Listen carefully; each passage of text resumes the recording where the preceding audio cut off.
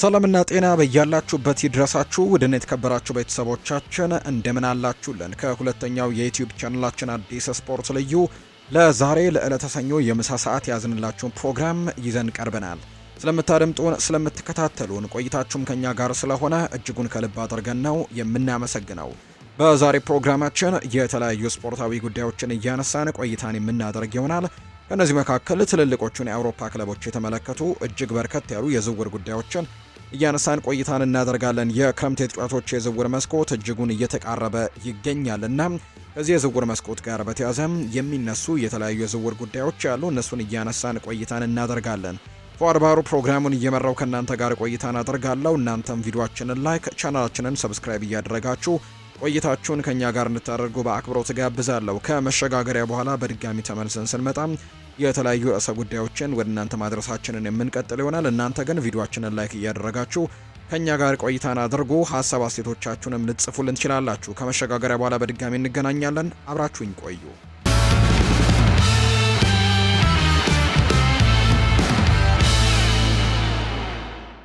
ወደ ቀዳሚው መረጃችን እናምራ። የክረምቱ የዝውውር መስኮት ከመከፈቱ በፊት ስለ ወደፊት ቆይታው የሚነገሩ ወሬዎች እየጠነከሩ በመምጣታቸው ምክንያት ማንቸስተር ዩናይትድ የክለቡን ካፕቴን ብሩኖ ፈርናንዴዝን ለማቆየት ከፍተኛ ቅድሚያ እየሰጠ መሆኑ እየተነገረ ነው። ዴይሊ ሜል እንደዘገበው የክለቡ የበላይ አመራሮች ከውጭ የሚመጣውን ፍላጎት እየጨመረ ቢሆንም ፖርቱጋላዊውን አማካይ በኦልድ ትራፎርድ ለማቆየት ሙሉ በሙሉ ቁርጠኛ ናቸው።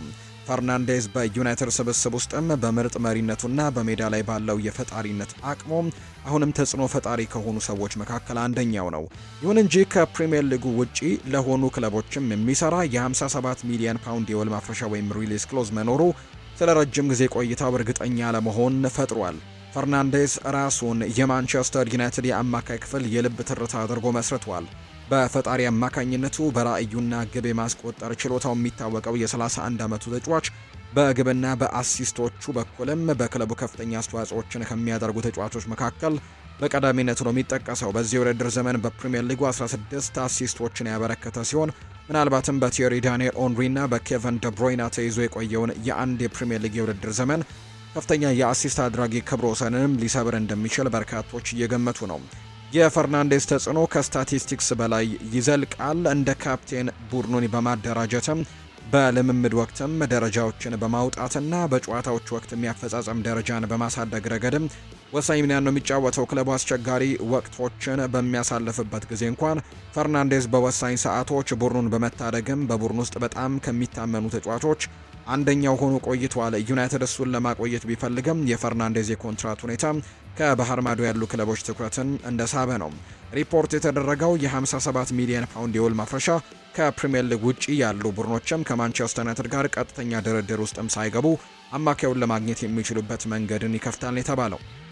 እንደ ሳዑዲ አረቢያ ያሉ ደግሞ ሊጎችና ከፍተኛ የአውሮፓ ውድድር ላይ የሚሳተፉ ክለቦች ቀደም ሲል ልምድ ያላቸውና ስመጥር ተጫዋቾችን የማግኘት ፍላጎት አሳይተዋል። ፈርናንዴዝ ደግሞ ለዚህ መመዘኛ የሚመጠን ተጫዋች ነው። ይሁን እንጂ ተጫዋቹ ራሱን ስለ ወደፊት ቆይታው እስካሁን ምንም አይነት አስቸኳይ ውሳኔ አላሳለፈም። ዘገባዎች እንደሚያመለክቱት ፈርናንዴዝ የስፖርታዊና የግል ሁኔታዎችን ከግምት ውስጥ በማስገባት በውድድር ዘመኑ መጨረሻ አማራጮችን ይገመግማል ተብሎ እንደሚታሰብ ነው መረጃዎች የወጡት። የቼልሲው የመሃል አማካይ የሆነው ኤንዞ ፈርናንዴዝ በዚህ ክረምት እስከ 5 የሚደርሱ ክለቦች እንደሚፈልጉት ነው የተነገረው። በሳይመን ፊሊፕስ መረጃ እንደወጣው ከሆነ ፈርናንዴዝ በዚህ የውድድር ዘመን መጨረሻ ስታንፈርድ ብሪጅን የመልቀቅ 99 በመቶ እድል እንዳለው የሚገምቱ ምንጮች ናቸው የወጡት። በዘገባው ላይ የተጠቀሱት 5 ክለቦችም ሪያል ማድሪድ፣ ፓሪስ ሰን ዠርሜን፣ ማንቸስተር ሲቲ፣ አልሂላል እና አልናስር ናቸው። ፈርናንዴዝ ምንም እንኳን የረጅም ጊዜ ውል ቢኖረውም ክለቡን ለመልቀቅ ጥያቄ ሊያቀርብ እንደሚችል ግን ይነገራል።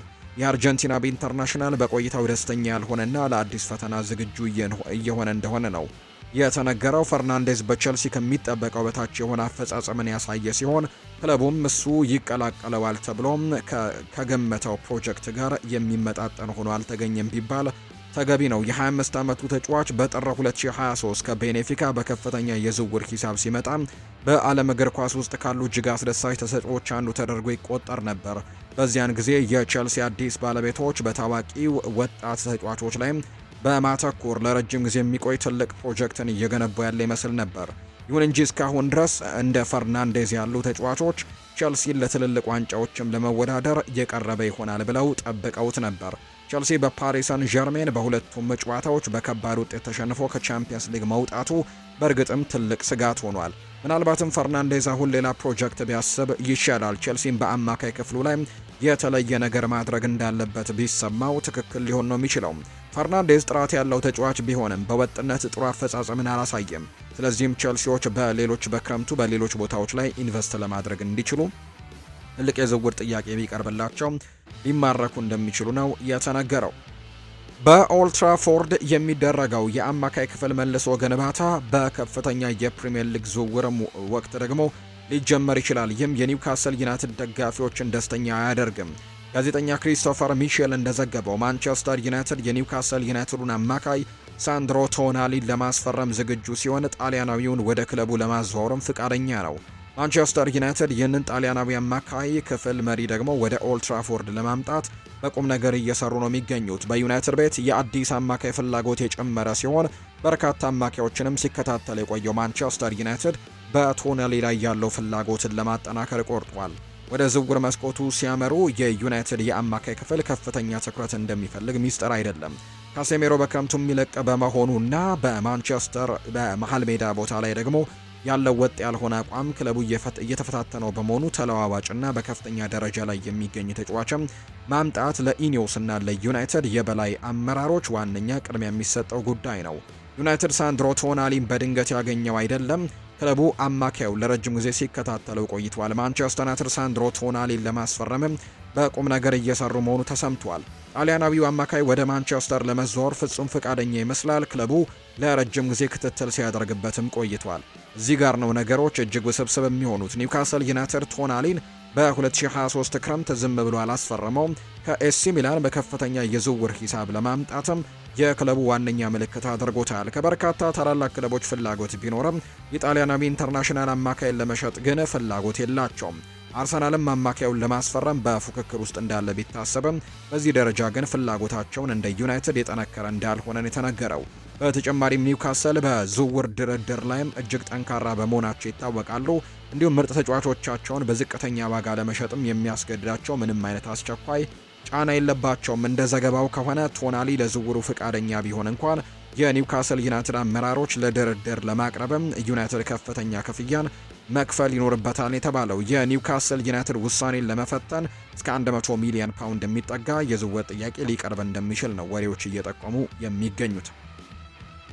ኒውካስል ዩናይትድ በዚህ ክረምት የፖርቶን ታዳጊ ኮከብ ሮድሪጎ ሞራን ለማስፈረም ካሰቡ ክለቦች መካከል አንደኛው መሆኑ ተነግሯል። ይህ የ18 ዓመቱ ፖርቱጋላዊ የመጫወቻ ወይም ፕሌይሜከር የሚባለው ተጫዋች በአውሮፓ ውስጥ በከፍተኛ ሁኔታ ከሚነገርላቸው ተሰጥኦዎች አንደኛው እየሆነ የመጣ ሲሆን ግዙፍ ክለቦችም እሱን መከታተል መጀመራቸው አያስደንቅም። ከኒውካስል ዩናይትድ በተጨማሪ ማንቸስተር ሲቲ እና አርሰናልም የእሱን እድገት በቅርበት እየተከታተሉ በመሆናቸው ይነገራል።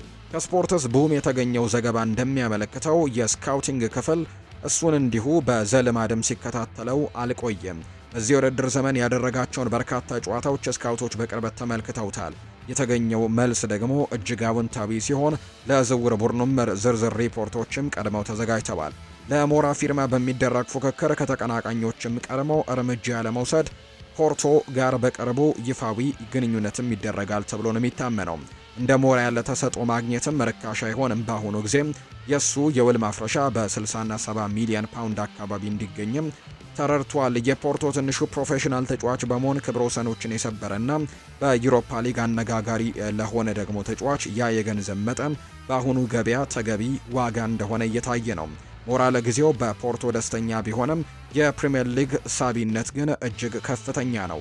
ለመዘዋወር ለሚሆነው ትክክለኛ ጊዜ እስካሁን የተወሰነ ውሳኔ ባያሳልፍም ኒውካስል ግን ግልጽ የሆነ ፕሮጀክት እና እንዲሁ ደግሞ በአማካይ ክፍል ውስጥም ተጽዕኖ ፈጣሪነትን ይዞ ጥያቄ ካቀረበለት ግን እምቢ ለማለትም በጣም ሊከብደው እንደሚችል የሚያሳዩ መረጃዎች ናቸው እየወጡ የሚገኙት።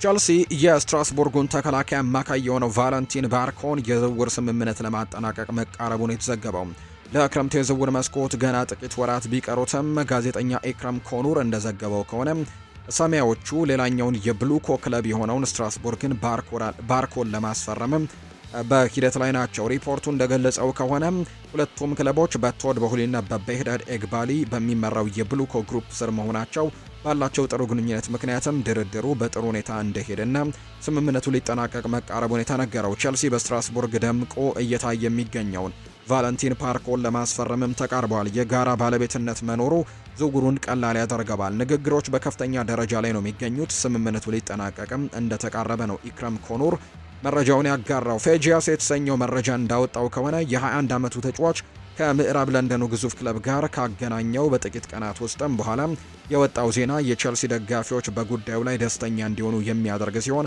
ዝውውሩን በፍጥነት ሊጠናቀቅ ይችላል ተብሎ ነው የሚገመተው።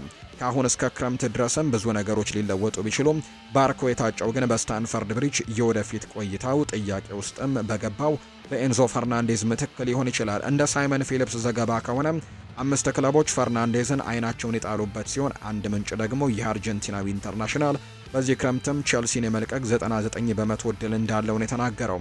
የፈርናንዴዝ መልቀቅ ቼልሲ ለተጫዋቹ ያለውን የስብስብ ፍላጎትም ስለሚጨምረው እናም ደግሞ ለድርድርም ደግሞ ይህንን ተስፋ ሰጪ ወጣት ተሰጥኦን በጥሩ ዋጋ እንደሚያገኙትም ስለሚያመኑ ነጥቡን ወደ 17 ከ25 ከፍ ያደርገዋል ተብሎ ነው የሚታሰበው። ቼልሲ ከዚህ ቀደም ከስትራስቡርግ ጋር ያለው ግንኙነትን በመጠቀም ሊያም ሮስኒየርን በአሰልጣኝነት የቀጠረ ሲሆን ኢማኑኤል አሜጌንም በሚቀጥለው የውድድር ዘመን ከፍሬንች ሊጓኑ ክለብም ይቀላቀላል ተብሎ ቼልሲዎችን ይቀላቀላል ተብሎ ነው የሚታሰበው። እንግዲህ ይህንን ተጫዋች ለማስፈረምም በጣም ትልቅ ጥረቶችን ያደርጋሉ ተብሎ እንደሚታሰብ ነው መረጃዎች የወጡት።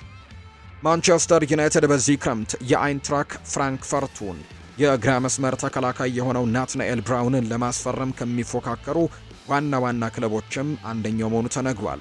እንደ ስፖርትስ ቢልድ ዘገባ ከሆነ አይንትራክ ፍራንክፈርት በገንዘብ ችግር ምክንያት ተጫዋቾችን ለመሸጥ በመገደዱ ብራውን በ60 ሚሊዮን ዩሮ የሽያጭ ዋጋ ለገበያ ቀርበዋል። ይህም ለዩናይትድ ትልቅ እድል ሆኖለታል።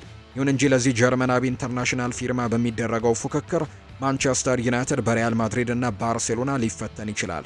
እንዲሁም ተጫዋቹ ከዚህ ቀደም ከሌሎችም የፕሪሚየር ሊግ ክለቦች ጋር ስሙ ሲያያዝ ቆይቷል።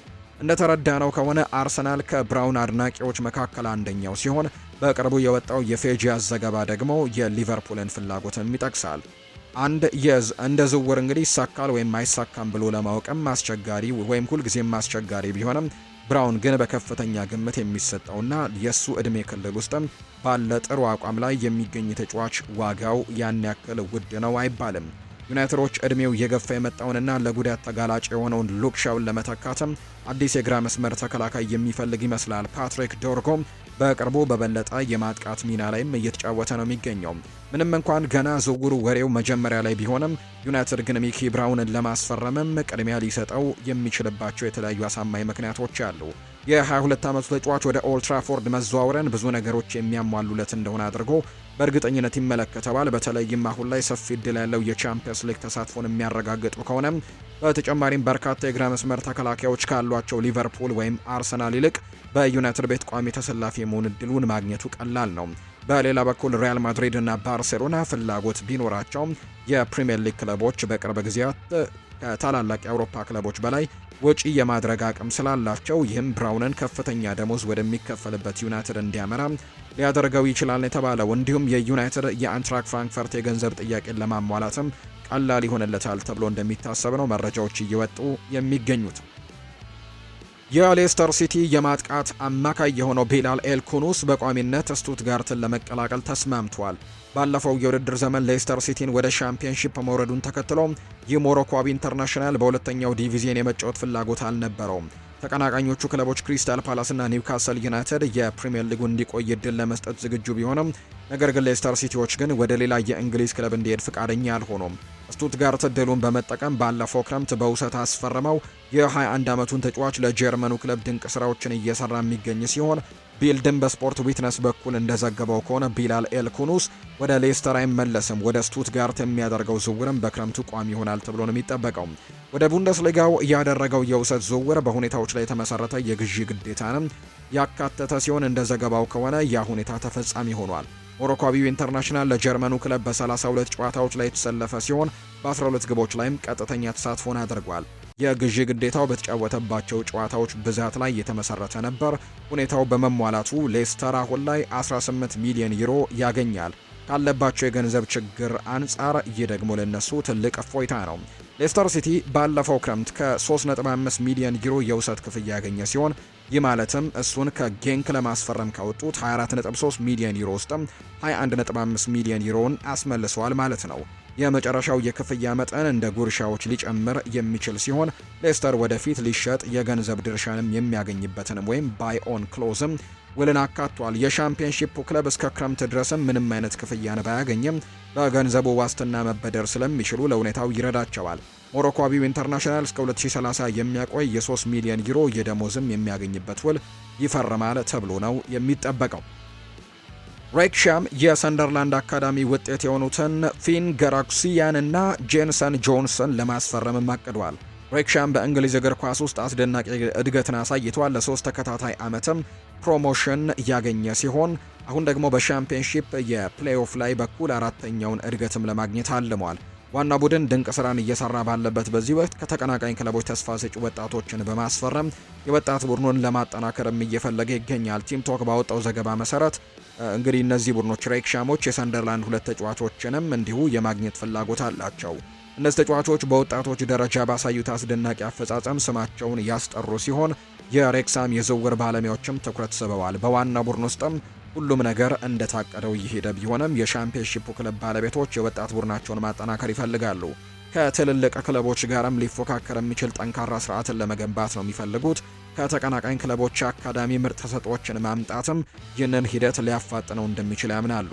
የዝውውር ባለሙያዎችም በርካታ ወጣት ተስፋዎችን በቅርበት እንዲከታተሉ ያደረገ ሲሆን የሰንደርላንዶቹ 2 ተጫዋቾችም እነዚህን ለማስፈረምም እየሞከሩ ነው።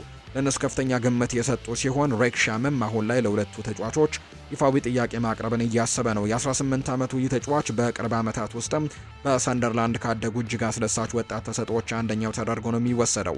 ይህ በግራ እግሩ የሚጫወተው አጥቂ ቀደም ሲል ወደ ክለቡ ዋና ቡድን ስብስብም የተጠራ ሲሆን ለአርሜኒያ ብሔራዊ ቡድንም በወጣቶች ደረጃም ድንቅ ስራዎችን እየሰራ ይገኛል። ጆንሰን በተመለከተ የታዳጊ የተከላካይ መስመር ተጫዋችም በወጣቶች ደረጃ ባሳየው ወጥ የሆነ አቋምም ስካውቶችን መማረክ ችሏል። በሰንደርላንድ አካዳሚ ኦፍ ላይትም እንዲሁ ስታዲየም ኦፍ ላይት አካባቢም የ19 ዓመቱ ተከላካይ እጅግ ብሩህ የወደፊት ጊዜ እንዳለው ይታመናል። በስተቀኝ ተከላካይነት መጫወትን ቢመርጥም በግራ መስመርና በመሃል አማካኝነት መሰለፍ ይችላል። ሁለገብነቱና ወጥ የሆነ አቋሙ ደግሞ ልዩ ያደርገዋል ተብሎ ነው የሚታሰበው። የዌስትሃም ዩናይትድ ረዳት አሰልጣኝ ፓኮ ደግሞ ጄምስም የቀድሞ ክለቡ ራዮ ቫይካኖ የአሰልጣኝነት ስራ ካቀረበለትም ክለቡን እንደሚለቅ ነው የሚያምነው። ፓኮ ጄምስም እንዲሁ በአመቱ መጀመሪያ ላይ ዌስትሃም ዩናይትድን ከተቀላቀላቸው ጊዜ ጀምሮ ሃመርሶች በፕሪሚየር ሊጉ የመቆየት እድላቸው እንዲሰፋም ከፍተኛ እገዛ አድርጓል። እሱ ኑኖ ስፕሪንቶ ሳንቶን በማገዝ ላይ ባለበት በዚህ ወቅት የለንደኑ ክለብ በወራጅ ቀጠና ውስጥ ካሉ ተቀናቃኞቹ ቶተንሃም ሆትስፐርስ እንዲሁ ደግሞ ከኖቲንግሃም ፎረስትም እንዲሁ ዝቅ እንዳለም የሚታወቅ ነው። ዌስትሃም ዩናይትድ የ55 ዓመቱ ስፔናዊ የታክቲክ ባለሙያ ዌስትሃም ከመውረድ እንዲተርፍም በመርዳት ላይ ሙሉ በሙሉ ትኩረቱን ቢያደርግም በቅርቡ ግን ራዮ ቫይካኖ በድጋሚ የማሰልጠን እድልን ካገኘ በፍጥነት እንደሚጠቀምበት ነው ያመነው። ስለዚህም ለኤስኤር ፖድካስትም እንደተናለ ከአንዴና ሴር ፖድካስትም የሰጠው አስተያየትም በሃመርሲኒስ በኩል እንድጠቀሰው ከሆነ ራዮ አሰልጣኝ ሳይኖረው ሲቀርና እርዳታ ሲፈልግ እኔ ደግሞ ትክክለኛው ሰው ነኝ ብዬ ካሰብኩኝ እዚያ ለመድረስ ግማሽ ሰከንድ ብቻ ነው የሚወስድብኝ ያለው። ኑኖን በለንደኑ ክለብ ለመርዳት ከተስማማ በኋላ የቀድሞው የራዮ ቫይካኖ አሰልጣኝ ፖርቱጋላዊው ኑኖን የስፔኑን ክለብ ምክትል አሰልጣኙ እንዲሆን ይፈልግ እንደሆነ ተጠይቆ ነበር። እሱም በጉዳዩ ላይ እየሳቀ እንዲህ ብሏል። እሱን ውለታውን መመለስ ይኖርበታል አይደለም ወይ? እኔ በጠየቅኩት ቀንም እሱ ውለታውን መመለስ አለበት ብሏል። በ2012 እና በ2020 መካከል የስፔኑን ክለብ በሁለት አጋጣሚዎች አሰልጥኗል። ቀደም ሲል ለክለቡ ድንቅ ስራዎችን ሰርቷል። በማድሪድ የሚገኘው ክለብም በዚህ የዌስትሃም ረዳት አሰልጣኝ ስር 8ኛ ደረጃን ይዞ በማጠናቀቅም ምርጥ የሚባል የላሊጋ የውድድር ዘመንን አሳልፎ ያውቃል። ከሁሉም በላይ ደግሞ ከባርሴሎና፣ ፓሪስ ሰን ዠርሜን እና ባየር ሚኒክ በመቀጠል በአውሮፓ ዋና ዋና ሊጎች ውስጥም አራተኛው ከፍተኛ የኳስ ቁጥጥር ወይም ፖሴሽን ስታቲስቲክስም አስመዝግበው ነበር። ቀደም ሲል በሰራቸው ስራዎች ምክንያት ብዙዎችም ይህ አሰልጣኝ ለዌስትሃም ከመውረድ መትረፍ እንደ ብልጭታ ሆኖላቸዋል ብለው ያምናሉ። የእሱ የስራ ስነ ምግባርና ጥንካሬ ግን በክለብ ውስጥም ያለውን ድባብ የቀየረው ቢሆንም ሁሉም ሰው ቡድኑን ከውድድር ዓመቱ የሙድን ከመውረድ ሊተርፍ እንደሚችል ግን እንደሚያምኑ ሊያደርጓቸው እንደሚችል ይታመናል። በለንደኑ ክለብ ያለው ቆይታ ደስ የሚለው ቢሆንም የ55 ዓመቱ አሰልጣኝ ግን የራዮ ቫይካኖን ስራ ለመቀበል ግማሽ ሰከንድ እንኳን እንደማያመነታ በግልጽ ተናግሯል። አመርሶች በእርግጥም እሱን በረዳትነት በማግኘታቸው ደስተኛ ሲሆኑ የስፔኑ ክለብ ለረዳት አሰልጣኛቸው ጥያቄ ይዞ እንዳይመጣም ደግሞ ተስፋ ያደርጋሉ ተብሎ ነው የሚታሰበው። ሊቨርፑል በዚህ የክረምት የዝውውር መስኮት የስፖርቲንግ ሊዝበኑን የማጥቃት ምሰሶ የሆነውን ሉዊስ ሱዋሬዝን ለማስፈረም 80 ሚሊዮን ዩሮ ለመክፈል ፍቃደኛ የሆነ ይመስላል። ይህ ኮሎምቢያዊ አጥቂም ባለፈው ክረምትም ስፖርቲንግ ሊዝበንን ከተቀላቀለ በኋላ አቅሙን ወደ ሌላ ደረጃ አሳድጎታል። እጅግ አስደናቂ በሆነ ብቃት ላይ የሚገኝ ሲሆን አፈጻጸሙም ሳይስተዋል አልቀርም። በርካታ ታላላቅ ክለቦች አሁን ላይ የእሱን ፊርማ ለማግኘትም እየተፎካከሩ ነው። ከስፔን የወጡ ዘገባዎችን እንደሚያመለክቱት ሊቨርፑል በሚቀጥለው የውድድር ዘመን ሉዊስ ሱዋሬዝን ለማስፈረም ከሚፈልጉ ክለቦች መካከል አንደኛው ነው። ሊቨርፑሎች ተጫዋቹን ወደ አንፊልድ ለማምጣት ከፍተኛ የሆነ የ80 ሚሊዮን ዩሮ የውል ማፍረሻም ሊከፍሉ ይችላሉ። ለዩዲ አልሜሪያ ባሳየው አስደናቂ አፈጻጸምን በመነሳት ሱዋሬዝ ባለፈው ክረምት ወደ ስፖርቲንግ ሊዝበን ተዘዋውሯል። እሱም ደግሞ ቪክተር ዮኬሬሽን ለመተካት የመጣ ሲሆን በእርግጥም ከሱ የሚጠበቀውን በሚገባ ተወጥቷል። በተለያዩ ውድድሮች ባደረጋቸው 41 ጨዋታዎችም 32 ግቦችንና 7 አሲስቶችን አድርጓል። ይህም የ28 ዓመቱ ተጫዋች በፖርቱጋል ከፍተኛ ሊግ ድንቅ ስራዎችን መስራት ብቻ ሳይሆን በቻምፒየንስ ሊግም ጎልቶ የወጣ ተጫዋች ሲሆን ክለቡም የሩብ ፍጻሜውን ቦታ እንዲያገኝ ረድቷል። የሰራው ስራ ሳይታለፍ የቀረ ሲሆን ሊቨርፑልም አሁን ላይ ለዚህ ኮሎምቢያዊ አጥቂ ሊሆን የሚችል መዳረሻ ሆኖ ብቅ ብሏል። ምንም እንኳን ሊቨርፑሎች ባለፈው ክረምት ለአጥቂ ከፍተኛ ገንዘቦችን ቢያወጡም ነገሮች ግን ለእነሱ እንደታቀዱ አልሄዱም። አሁን ላይ በፊተኛው መስመር ላይ የበለጠ የተረጋገጠ አማራጭም እየፈለጉ ሲሆን ሱዋሬዝ ለዚህ ዓላማቸው ሊረዳቸው እንደሚችል ነው የሚታመነው። እሱ ያለውን ተንቀሳቃሽነትና ከተከላካዮች ጀርባ ያለውን ክፍተት ቦታም የማጥቃት ችሎታው እናም ግብ የመጨረስ ብቃቱ ለቡድኑ ሲስተምም ፍጹም ተስማሚ ያደርገዋል።